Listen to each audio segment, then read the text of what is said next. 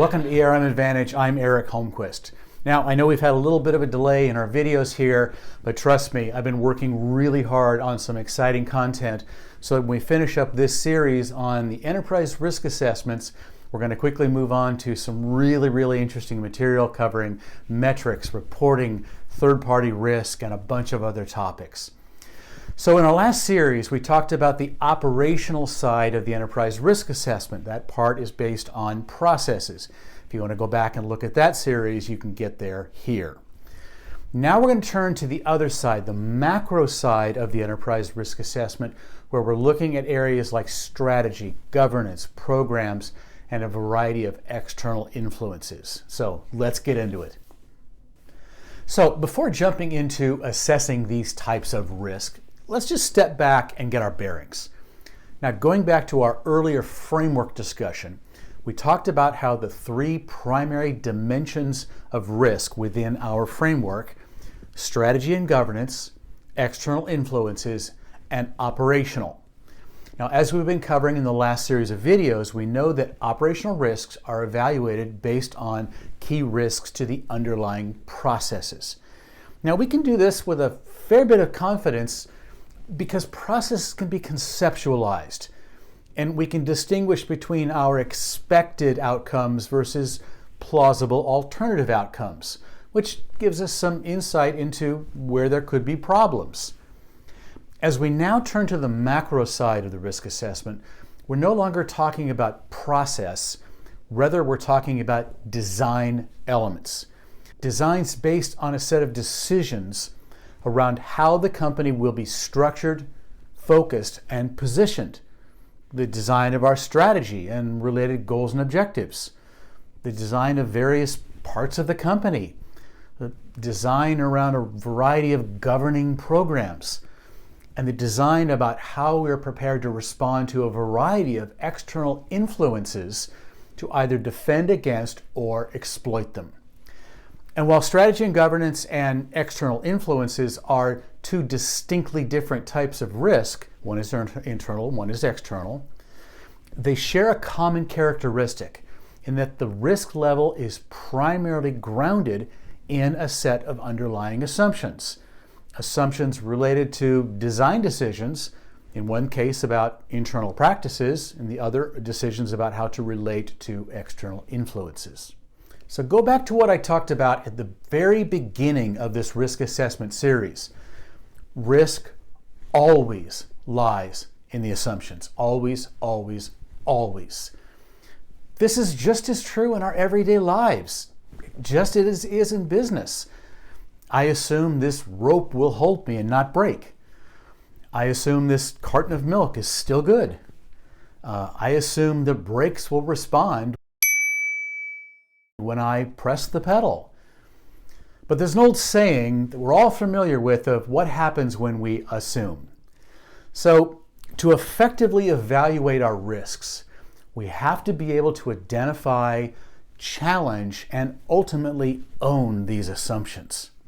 The fact is, a thorough consideration of these macro risks is critical, simply because they represent some of the most significant risks to any company, ones that could represent true life-ending events, and yet are often the most commonly underrepresented in enterprise risk assessments. Why is that? Well, I believe that there may be several factors why this is the case. One, there are often cultural barriers to questioning things like strategy or even potential implications that the strategy may not be sound or implies too much risk acceptance. Said another way, and to be incredibly blunt, sometimes the suits just don't want to be questioned. Second, many enterprise risk assessments and GRC tools, unfortunately, try to put everything into an operational framework, process, the risks, the controls, residual risk. These risks don't fit in that model at all. They're not mitigated by internal controls, but by the decisions based on assumptions. And finally, many risk practitioners are simply unfamiliar with how to quantify these types of risks and how to structure an assessment framework around them. So the goal of this section is to lay out a straightforward framework that I have found to be very successful in considering and evaluating these types of risk in a way that's intuitive to the business, engages senior leadership, leads to meaningful decisions, and supports effective decision making.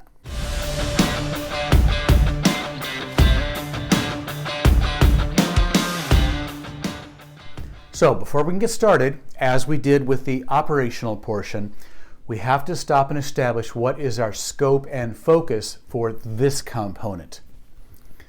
Specifically, we need to ask ourselves, again, what is the scope?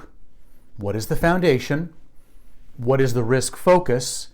And what are we trying to determine?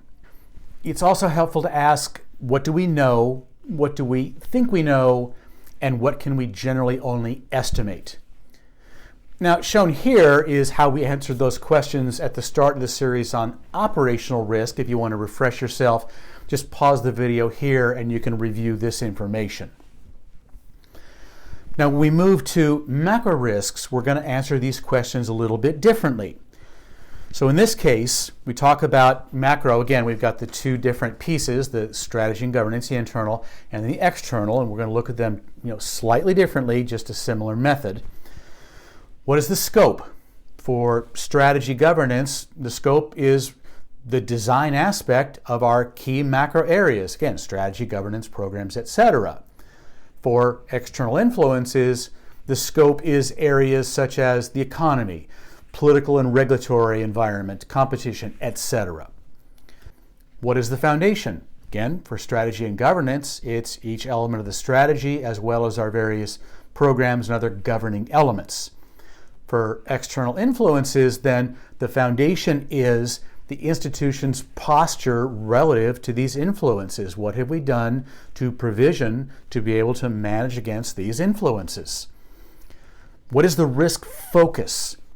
For strategy and governance, the focus is the underlying assumptions and supporting analysis around those design decisions. Why have we built them that way? For external influences, the risk focus becomes the underlying assumptions and supporting analysis around what we think those effects could be based on those external influences.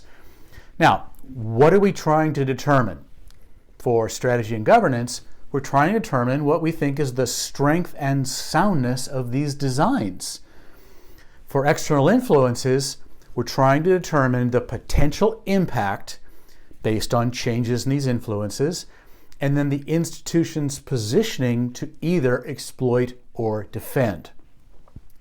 Now again, when we think about the different sort of segments of what we think we know, what we think we know, and what we can only estimate, what do we know? Well, we know the design of our strategies and programs. We know that. That is a constant. It's an absolute. We know what these designs are. In the external, it's the relevant external influences. We know that these things affect us, the economy, regulatory, etc. What do we think we know? Again, the goal being to challenge, improve, expand. What we think we know is the assumptions associated with the strength of these designs for strategy and governance, and our ability to exploit or defend against the external influences. These we need to identify and challenge. And what is it that we can really only estimate? Where our goal is just discovery, challenge, evaluate, fine-tune, those which we can't have precision, but we can estimate them. Certainly similar to operational risk, it's what is our view of the residual risk and potential impacts, again, which gives us the opportunity to be able to ask the question, do we feel that those residual risks are in line with our stated risk appetite? So this gives us a basic structure about how we're going to think about this portion of the overall enterprise risk assessment.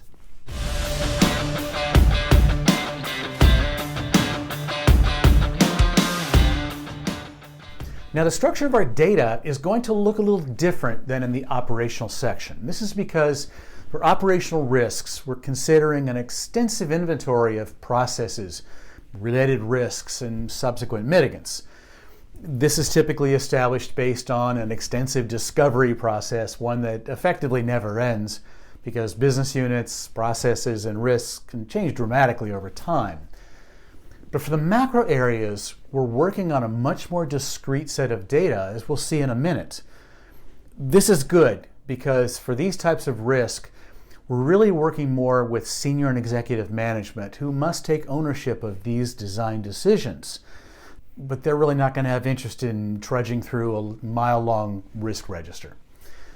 But since our focus here is primarily on the structural design, our main inventory is simply based on these elements that make up the strategy, governance, and external influences, and then considering whether those designs are fundamentally sound in a way that supports effective risk management. This is a relatively predictable list and will be substantially similar for most institutions. So let's think about this list.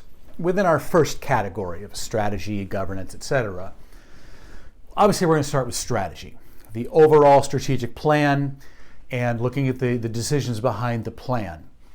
Now this can optionally include subsections of the plan, maybe focused on certain areas if you want. That's perfectly fine, but for now we're just going to focus on the overall strategy. That's a big piece right there and certainly is worthy of some consideration because obviously, is it a good plan, is it a bad plan, and the plan itself obviously implies a fair amount of risk itself. The second, we look at areas of design of the company. Human capital and what is sort of our philosophy and strategy around our hiring practices. Technology is a big one. How we've designed and thought about our technology and how it will support the business. Then we move on to the general governance areas. And again, this is a fairly familiar area, but these are all part of how we govern the bank. Things like the board of directors. Think about the strength of our board. And we've got some programs related to financial risk, capital management, credit risk management, interest rate management, liquidity management. Now, these are somewhat unique because given the significance of certain types of risk, they just happen to align with major programs. And so there is some real benefit in addressing these specifically so the strength of these programs can be addressed and assessed. And there also could be specific sub-assessments associated with them as well. We could just roll that into larger risk management. But I do find these have some merit in looking at them individually and some of the assumptions related to those. Beyond that, we've got, again, the other governing areas, our overall risk management program itself, our compliance and BSA programs, our information security programs, our third-party risk management programs. Again, these are key governing areas that if we did not manage these well, would create additional risk for the institution. Now, there are other areas of design that we could include, but generally, I find these really just represent lower risk profiles, so it really doesn't make sense to include them in the assessment. This could be things like branding, office layouts, committee structures, charters, staffing hierarchies, and organizational structures, other more minor programs. Again, these are interesting areas, always worth thinking about, but inefficiencies in their design don't necessarily really translate into material risks for the institutions. Again, good places to consider, but not necessarily key risks. However, ultimately, look, there is no right and wrong, and each company can decide for themselves what areas they feel do represent key risks. Then for the other piece, we have our external influences. Again, we're not talking about events, we're talking about overall influences, areas such as the economy, the legal and regulatory environment, geopolitical factors, and a broad bucket of just major unexpected events. And this can really be a catch-all for a lot of major events, including natural disasters, maybe terrorist attacks, pandemics, etc., which all fall similarly in the business continuity, disaster recovery planning area, but again, really do affect the entire institution. And then finally, another one is competition. And there's mixed feelings on this one. Certainly it is an influence, but there are different opinions to whether or not how competition shifts is really a key risk or just something that the institution just needs to roll with. Again, there's no right and wrong. It really depends on your circumstances, whether you want to include that as a key external influences. Now, these all represent areas that are broad scenarios, generally fairly slow moving, but that can impact a company or industry or even a country in significant ways, as opposed to operational incidents like a theft or borrower problems. These require consideration from all of management and the various areas within the company relative to how the company will position itself, again, to either defend against or exploit any of these changing conditions. For each one, management has to make a deliberate set of decisions based on a set of assumptions about how each of these could impact the company. Now, in this area, there are a couple of other types of external scenarios that can be handled in one of a couple of ways. I briefly touched on this in the operational assessment series, so I want to round out the other side of this point. In addition to these influences described earlier, there are other types of external events that are not necessarily isolated to one business unit. Remember, when we discussed operational assessment, one thing we considered was external events. But that was generally limited to events that are primarily related to and would be addressed by a particular business unit. But if we think about broad events, ones which would be sudden, but would be very much not limited to one business unit, we need to think about how we would address these. For example, consider a major data breach. This is in every way an operational event, no question. However, it impacts the entire institution and would require a cross-functional coordinated response. There's no single business unit that could add this to their risk register. The institution owns the risk. Similarly, consider a loss of a critical third party, one that, say, supports a large number of business units. Again, putting this singular risk into one particular business unit just simply wouldn't make sense.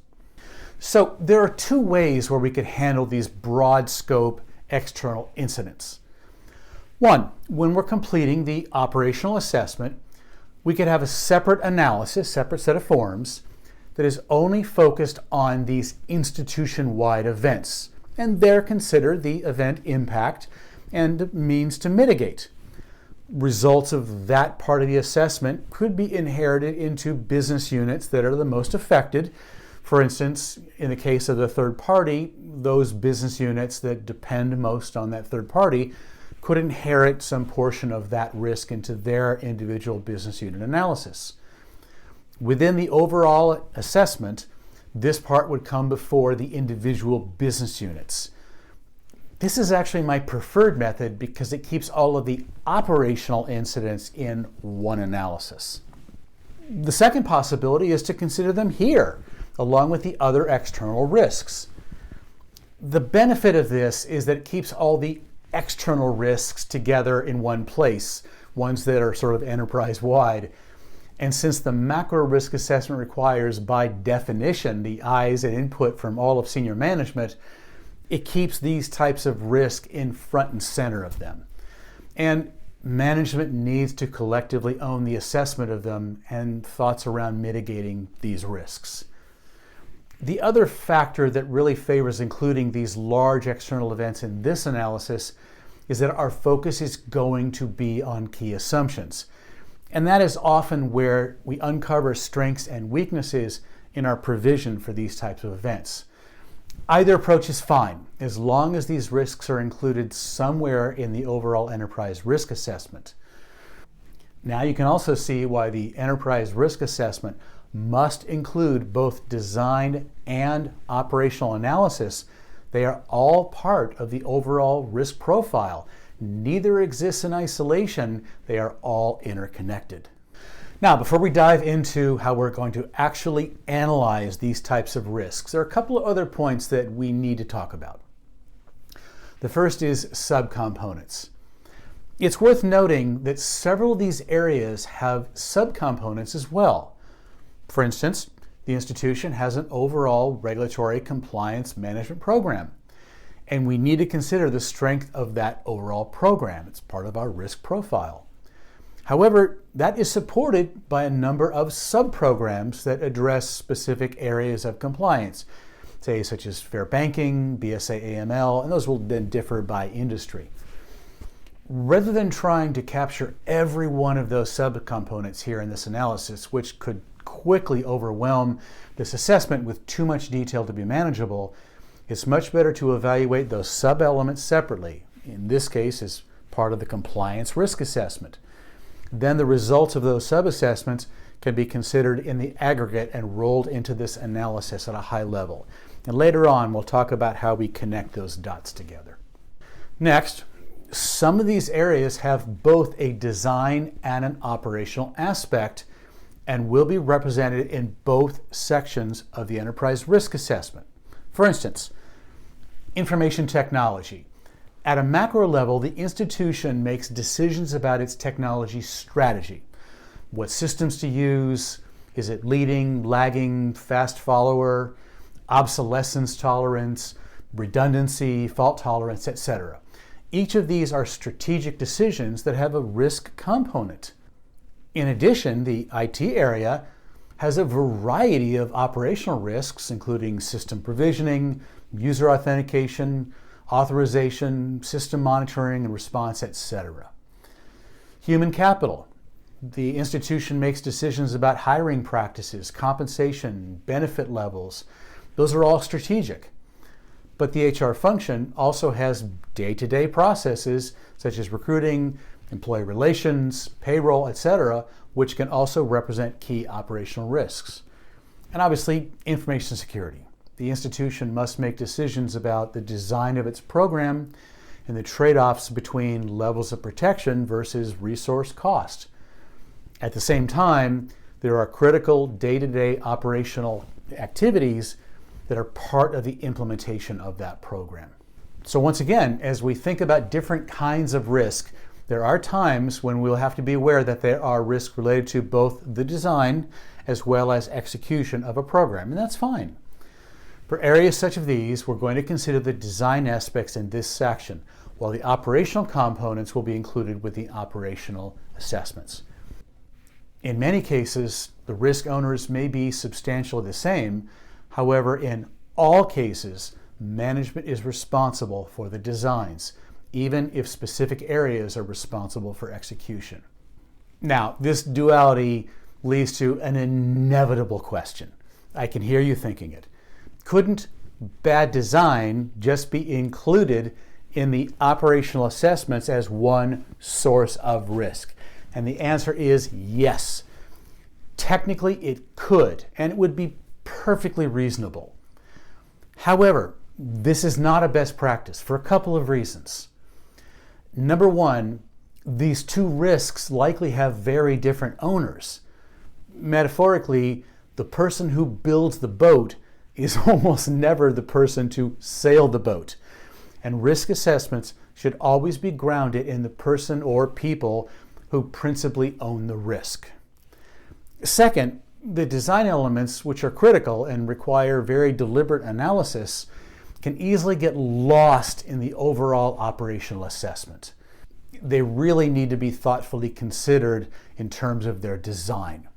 Remember, the goal in any risk assessment is to understand risk potential and ensure accountability at every level. Therefore, it's much more structurally sound to separate design risk from execution risk. But as I said, just know that for some areas, risks will have to be represented in both parts of the enterprise risk assessment. Next, some of these areas will have direct downstream implications on the risk profile of individual business units. For instance, if certain technologies that are intended to support part of the business are obsolete or unreliable, that has implications on the business units they support. And if you recall, when we talked about the business units assessments, sometimes there's a temptation for them to include one of our risks is that the technology fails. Very fair risk, very real to them, but it's not a risk they own. they are influenced by how that technology has been designed and supported. So it's not appropriate as part of their risk list. Rather, it's appropriate here where we can consider the design of that technology, and then based on our interpretation of the strength of that design or potential risk, we could then influence some of that into the business unit's assessment. But again, it always sources from the risk owner, in this case, the design owner. Or say the institution's third-party risk program. If it's considered inadequate, that can have implications on business units that are heavily dependent on critical third parties. In those cases, the results from the assessment at a design level will then need to be factored into the business unit's operational assessment. Now, if you recall, when we finished the operational component, I stated that those results need to be considered tentative or draft because they may end up inheriting other elements from the macro portion that are part of their overall risk profile, just not risks that they necessarily own or source. And finally, the question then comes up is, who should complete this portion of the assessment? Who are our subject matter experts and key stakeholders? Unlike operational risks, where we have clear process owners, the design aspects of the company in many cases don't have a specific owner. There can be a wide variety of people that influence design, but ultimately all of senior management and the board of directors own these areas and the impact of the associated risks. I want to say that again. All of senior management and the board of directors own these areas and the associated risks. Therefore, when assessing these macro risks, we ideally look for input and participation from all of senior and executive management. Each member may be more or less involved or even familiar with different types of design risks. I get that, but they all share ownership. This goes to supporting a culture of risk ownership and awareness and management owning the risks, period. Now, later on, when we discuss risk ratings, we'll also see that there's a way where we could weight people's input based on whether they are a true subject matter expert or not. But we will also see how, even if a given executive is not directly involved or even familiar with a particular design risk, their involvement in the analysis goes a long way towards supporting deeper awareness and understanding of these critical risk areas. In short, there's no excuse for ignorance when it comes to key risks. Now, one bit of good news. From a risk rating standpoint, even though we're going to be using different underlying factors, we can still use the same familiar structure of inherent risk, less a mitigation factor, and a conclusion around residual risk value. The main reasons are the risk source. How something can go wrong is just based on design flaws as opposed to operational execution, but it is still a source. And mitigation is just a function of demonstrable strength of the design versus internal controls and other mitigants. Therefore, residual risk is conceptually no different than for operational risks. It still represents a probability of failure with a measurable potential impact. And by conforming to a common framework, we retain the ability to aggregate our risks into one overall risk profile. And finally, as with operational risks, we're not concerned with risk types quite yet and make no effort to assign these key risks, in this case design flaws, into risk buckets. That would be a bad idea. This would serve no purpose and in fact would dramatically hurt the analysis. Rather, as we did with other operational risks, we're going to focus on the key risk in general, and then we're going to use the risk types as additional lenses to better understand the scope and impact of each risk. Okay, this is a good place to take a pause. We've covered a lot. It's a lot here to digest. In the next video, we're now going to get into our templates and looking very specifically about how we organize and actually assess this information and really bring all the pieces together. And this is a bit of a novel format and template, but I have found it to be very, very helpful and successful in getting management engaged and really getting to the right information and how to think about these risks as part of an overall risk profile. Now, if you haven't already, please like this video and please hit that subscribe button. We've grown a ton of subscribers on the channel, and I've gotten some amazing emails from people all over the world explaining how this has been helpful to them, so I'm very pleased with that. But do subscribe, hit that bell so you'll be notified when new videos are available. Thank you.